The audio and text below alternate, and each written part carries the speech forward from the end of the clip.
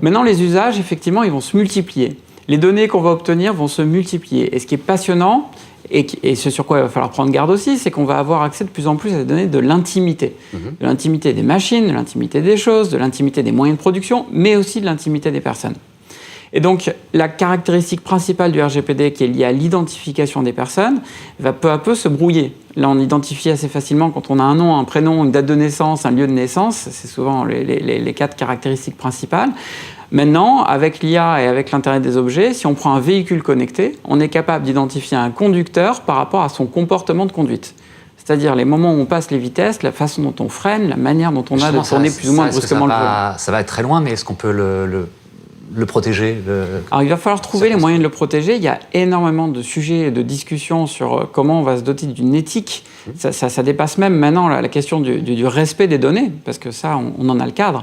La question, elle est beaucoup plus large, qui est quelle éthique on va se doter autour de tous les sujets de l'IA, autour des sujets de l'IoT.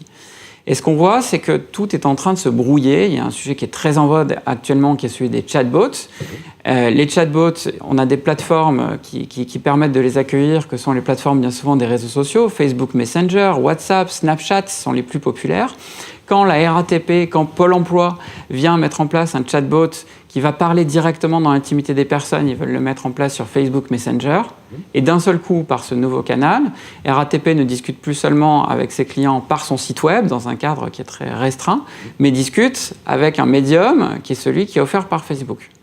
Et évidemment, ça repose des questions et dont les entreprises doivent absolument se saisir aussi en se disant mais la communication, elle passe par Facebook, toute la conversation passe par Facebook, la personne l'accepte puisque c'est elle qui lance la conversation, mais effectivement, ça va très très vite poser de nouvelles questions, de nouveaux challenges et il va falloir encadrer plus largement l'éthique des usages et pas seulement la protection de données, il va falloir aller un grand cran plus loin.